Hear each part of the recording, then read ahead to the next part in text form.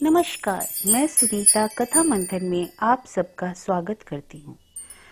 कथा मंथन में आज सुनिए विभूति नारायण राय जी का उपन्यास घर का 5वां अध्याय। जाड़े का कमजोर सूरज अपनी बीमार किरणें रोशनदान और खिड़कियों के अंदर फेंकने की भरपूर कोशिश कर रहा था। उसकी कुछ किरणें विनोद की आंखों से टकराई। रात विनोद काफी देर से लौटा था, इसलिए अभी उठने का उसका बिल्कुल मन नहीं था। उसे पता था कि उसे उठाने के लिए मुंशी जी रोज खुद उठते हैं और खिड़कियां खोल देते हैं। उसका पलंग कमरे में ऐसे कोण पर है जहां सूरज की किरणें सीधे उसकी आंखों से आकर भिड़ जाती हैं और थोड़ी देर कसमसाने कंबल से मुंह ढकने के बावजूद उसने उठना पड़ता है। पहले की तरह मुंशी जी देर तक सोने के लिए उसे ना तो अब डांटते हैं और ना ही उपदेशों का लंबा सिलसिला शुरू करते हैं। उसने आंखें बंद किए किए ही महसूस किया कि दूसरे कोने पर मुंशी जी की चारपाई खाली पड़ी होगी। उन्होंने बिस्तर लपेटकर सिरहाने रख दिया होगा और खुद दुछत्ती पर धूप में उकड़ू बैठे सुबह का अखबार पढ़ रहे होंगे।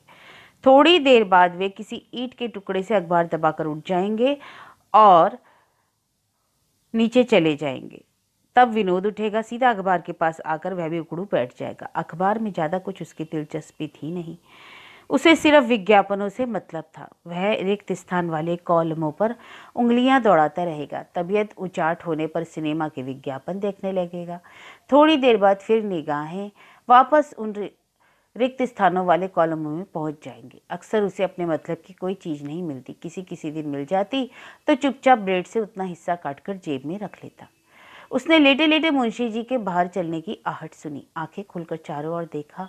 काफी धूप कमरे में आ चुकी थी। बाहें पीछे को फैलाकर उसने अंगड़ाई ली और धीरे धीरे कंबल नीचे उतारकर वह उठ खड़ा हुआ। एक बार उसने सोचा कि बिस्तर लपेट दे, लेकिन फिर अलसाकर बाहर निकल आया। सामने पत्थर के टुकड़े से दबा अखबार पड़ा था। अखबार देखकर अब उसे उत्सुकता नहीं होती।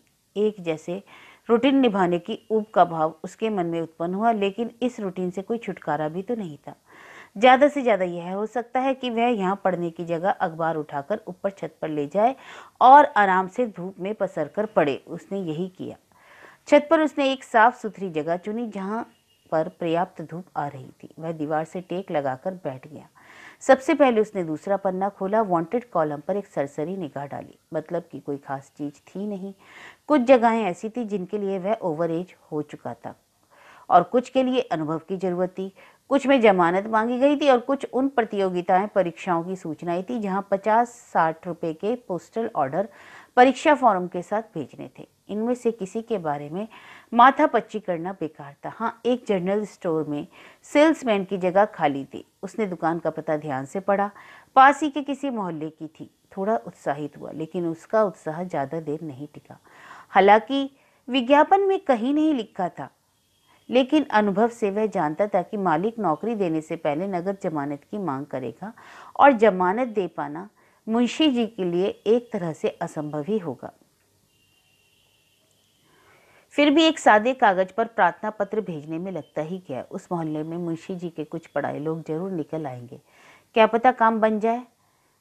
उसने दुकान का नाम ध्यान से पढ़ा और अपने मन में बैठाने की कोशिश की। आज शाम को ही वह मुंशी जी से इस विषय में बात करेगा। उसने दूसरा पन्ना पलटा। एक आध हत्या और बलात्कार की खबरों से गुजरते हुए फिल्मी कॉलम तक पहुंच गया। एक छोटा सा कंकड़ आकर उसके अखबार पर गिरा। थोड़ा सा अखबार फट गया। गुस्से से मुंह फुलाए वह नीचे ही ताकता रहा। जानता था कि दोनों छतों की विभाजक दीवार के उस पार बिन्नी खड़ी कमर पर हाथ रख के शरारत से मुस्कुरा रही होगी। बिना नजरें उठाए वह कल्पना करता रहा, लेकिन जानता था कि ज्यादा देर तक इस स्थिति में रह पाना संभव नहीं था। अगर वह एक बार भर नजर बिन्नी की तरफ नहीं दिखेगा तो अभी वह ठुमकती हुई सीढ़ियों से नीचे उतर जाएगी और फिर मुंशी जी से पढ़ते समय लगातार उसे परेशान करेगी। मुंशी जी उसे आंगन में बैठकर पढ़ाते हैं, खुद पीढ़े पर बैठकर दाढ़ी बनाने जैसे छोटे मोटे काम करते रहते हैं और सामने दूरी पर बैठी बिन्नी पढ़ती रहती है। कभी कभी राजकुमारी भी आकर उसके पास बैठ जाती है। जिस दिन वह बिन्नी की उपेक्षा कर देता है उस दिन वह मुंशी जी के सामने उसे रुआंसा बना देती है। छोटे से घर में विनोद को बार बार किसी न किसी काम से उधर से गुजरना पड़ता है और मुंशी जी की नज़रें बचाकर बिन्नी ऐसी हरकतें शरारतें करती है कि विनोद को कहीं आड़ में खड़े होकर बिन्नी को हाथ जोड़कर माफ़ी मांगने का इशारा करना पड़ता है। किसी दिन अगर मुंशी जी ने देख लिया तो विनोद के लिए डूब मरने जैसी बात हो जाएगी। शरारती बिन्नी कभी कभी तो अपने पास बैठी राजकुमारी की भी परवाह नहीं करती। राजकुमारी अनजान बनकर दूसरी तरफ देखने लगती है। विनोद ने हार मान ली और चुपचाप नजरें उठाकर बिन्नी की तरफ देखा। दोनों की नजरें मिली। बिन्नी से नजरें मिलने पर अब पहले जैसी सनसनाहट या अनुभव उसे नहीं होती। धीरे धीरे उसने अपनी नजरें झुका ली और अखबार के पन्नों पर निरर्थक दौड़ाता रहा। बिन्नी चली गई, उसके लिए इतना ही काफी था। इधर कुछ दिनों से विनोद ने अनुभव किया कि बिन्नी और उसका रिश्ता भी बीच बीच में गड़बड़ा जाता है। मुंशी जी और बड़े बाबू के परिवार पिछले कई सालों से पड़ोसी हैं। दोनों घरों की छतें मिली हुई हैं।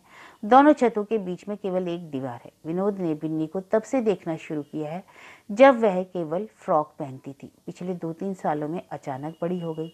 फ्रॉक से सलवार कुर्ते में आते आते उसमें बहुत से परिवर्तन हुए। अचानक उसने विनोद को भैया कहना छोड़ दिया और उससे नजरें चुराने लगी। शुरू शुरू में विनोद को भी बड़ा मजा आता।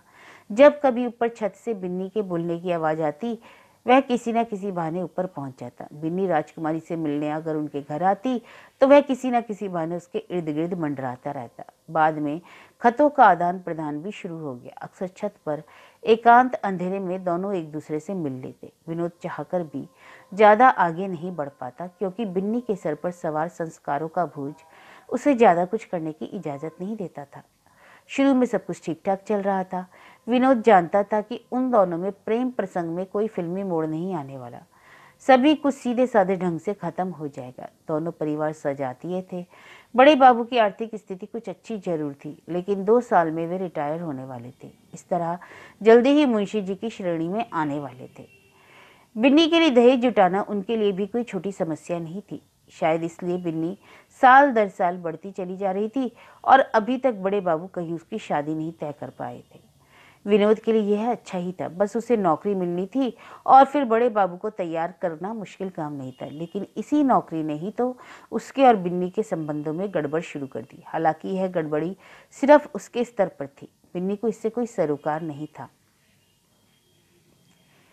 नौकरी ने दरअसल उसके और बिन्नी के ही नहीं बल्कि और बाहरी दुनिया के हर रिश्ते को गड़बड़ा दिया।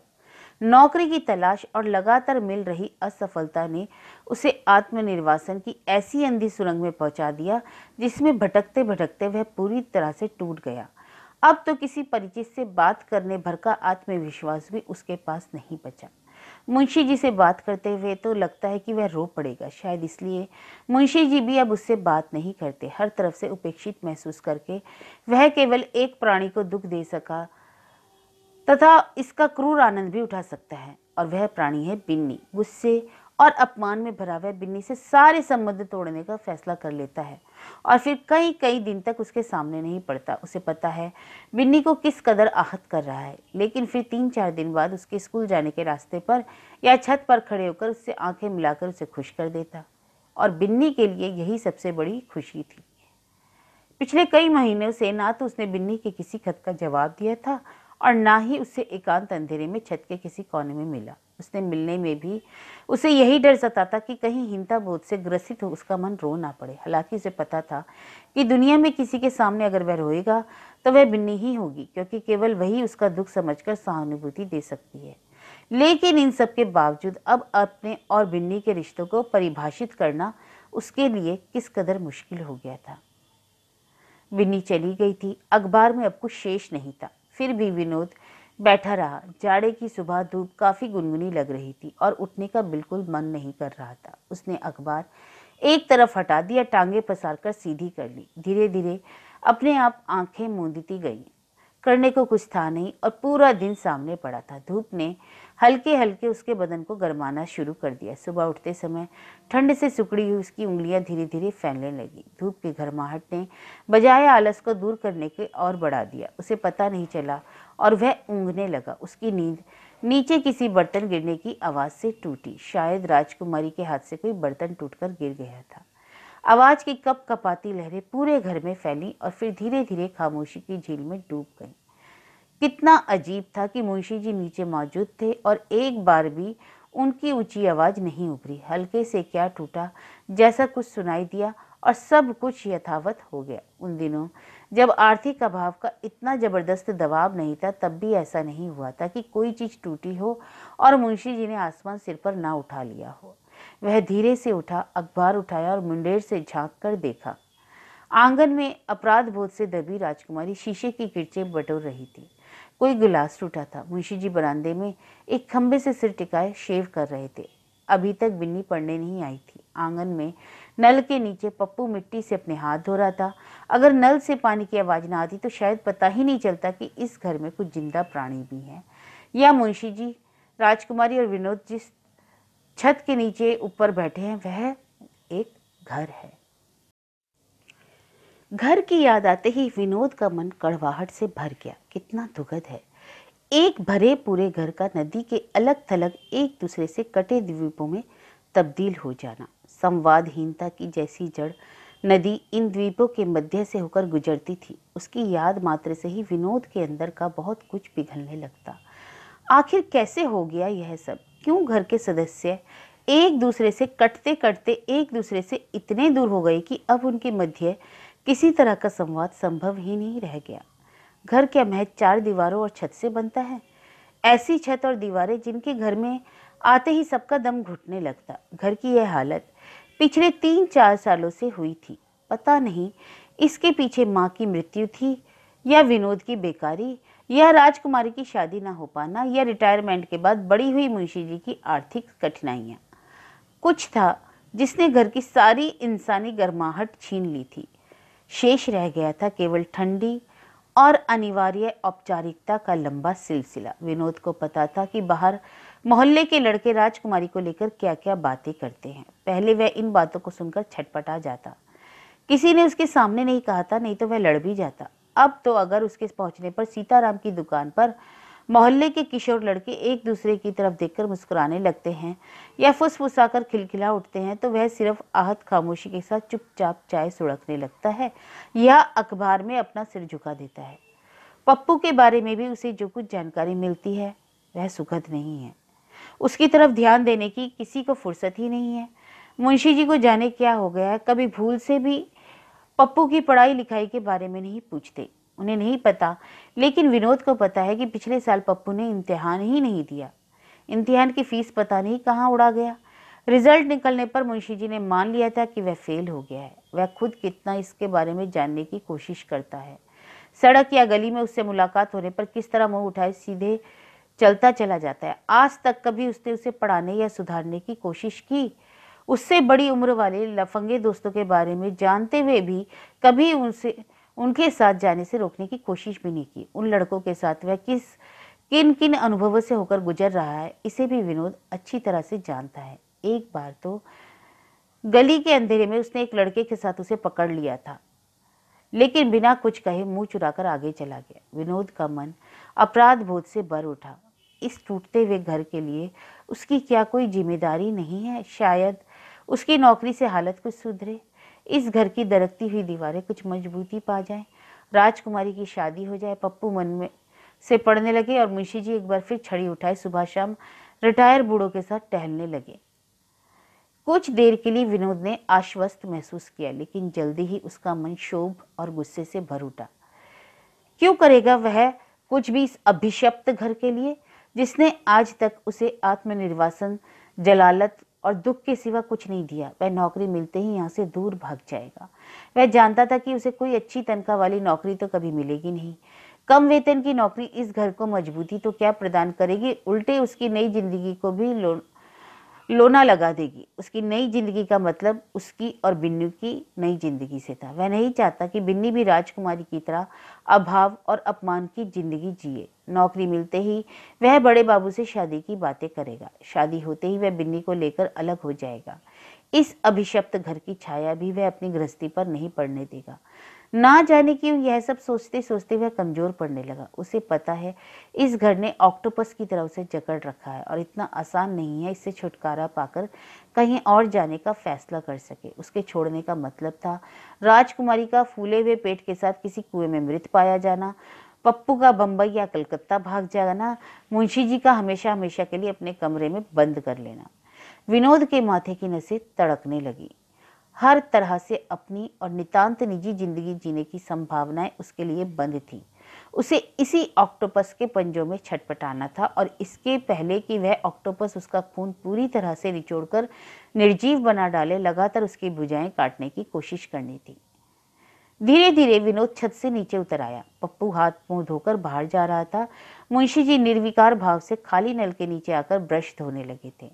उन्होंने शायद पप्पू के बाहर जाने को कोई खास नोटिस नहीं लिया था, लेकिन विनोद का एक बार मन हुआ कि उसे रोक दे और पढ़ने के लिए कहे, कम से कम बाहर जाने के एक बार चाय पीने के लिए तो कहे। लेकिन पता नहीं मुंशी जी की उपस्थिति थी या कुछ और, वह चुपचाप जाकर बाथरूम में घुस गया।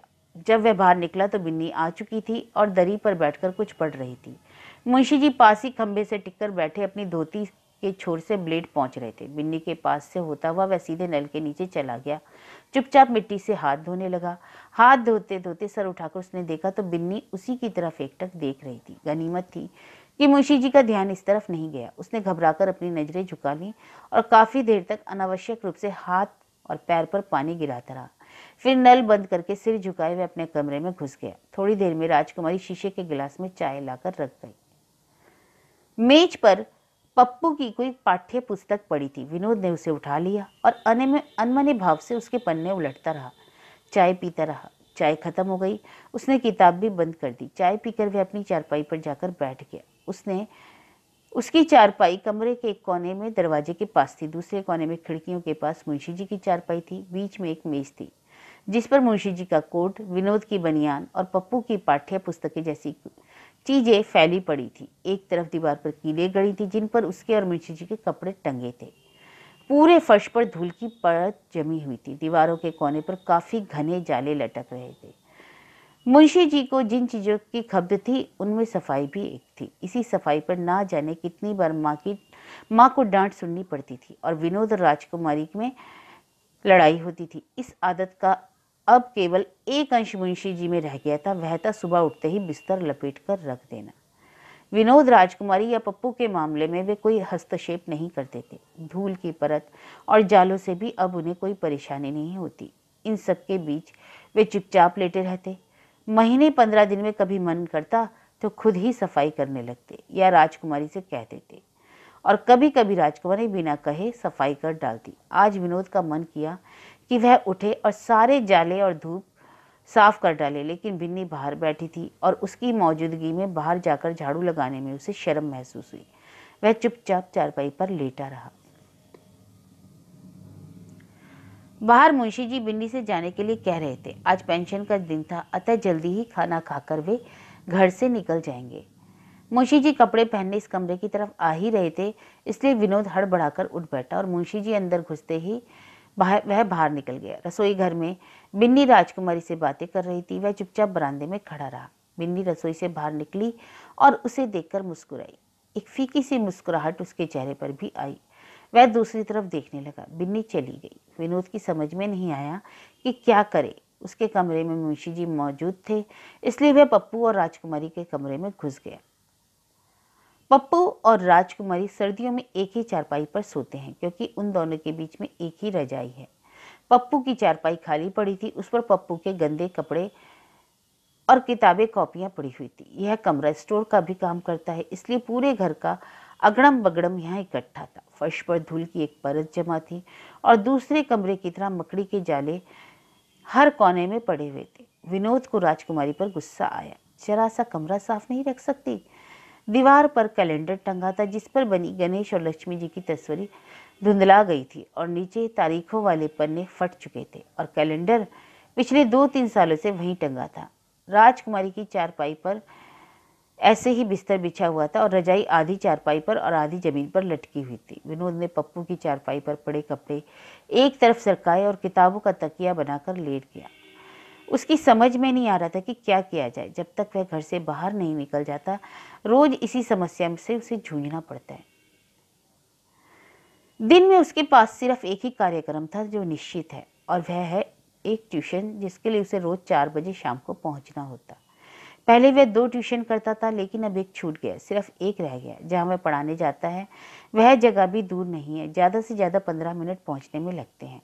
अतः 3:45 से पहले का दिन काटना उसके लिए मुसीबत है। इसका एक ही हल उसके पास है, चुपचाप घर से निकल पड़ता है और निर्देश्य घूमता रहता है। दिन का ज़्यादा वक्त उसका सीताराम की दुकान पर बीतता था। उसके पुराने दोस्तों में से अब कोई भी खाली नहीं बचा था जिसके साथ वह आराम से घंटा 2 घंटा गप्पे लड़ा सकता। पिछले 4-5 सालों में सभी कहीं ना कहीं व्यस्त हो गए थे। कुछ नौकरियां पा गए थे और कुछ ने छोटा मोटा रोजगार शुरू कर दिया था, और कुछ आगे पढ़ने में व्यस्त हो गए। उनमें से कोई मिलता भी तो विनोद नजरें बचाकर निकल भागने की कोशिश करता। दरअसल उनसे अब मिलने में वह शर्म महसूस करता। इस बीच मोहल्ले के तमाम लड़के बड़े हो गए थे, लेकिन उनके साथ भी विनोद का कोई संवाद स्थापित नहीं हो पाता था। उसके परिचितों में अब सीताराम की दुकान पर नियमित रूप से देर तक बैठने वाले कुछ लोग शरीक हो गए थे। इनमें से कुछ उसी की तरह बेरोजगार नौजवान थे और कुछ छोटे मोटे अपराध करने वाले नई उम्र के लड़के। लेकिन इनमें से किसी के साथ उसके बहुत घनिष्ठ संबंध नहीं बन पाए। नौजवान लड़कों का एक छोटा झुंड वहां अक्सर दूसरे तीसरे दिन इकट्ठा होकर राजनीति पर बहस करता और जोर शोर से उत्तेजित ढंग से बातें करते देखकर विनोद को मजा आता। वह दिलचस्पी से उनकी बातें सुनने की कोशिश करता। हालांकि वे लड़के उसे पहचानने लगे थे और उसे देखकर मित्रता से मुस्कुराते भी थे, लेकिन वह कभी भी उनकी बहस में शरीक नहीं हो पाता। एक बार इन लड़कों की तलाश में पुलिस भी सीताराम की दुकान में आई थी। सीताराम ने कई बार उन्हें अपनी दुकान पर बैठने से मना भी कर दिया था, लेकिन मोहल्ले में कोई और जगह भी नहीं थी जहां वे एक कप चाय पर इतनी देर तक स्वच्छंद बहस कर सके। लिहाजा कुछ दिनों तक टूटे रहने के बाद क्रम फिर जुड़ जाता। एक बार यह क्रम ज्यादा दिन के लिए टूट गया था, जब इन लड़कों में से एकाएक गायब हो गया था। बाद में सीताराम ने फुसफुसाते हुए बताया कि वह कहीं देहात में पुलिस की मुठभेड़ में मारा गया।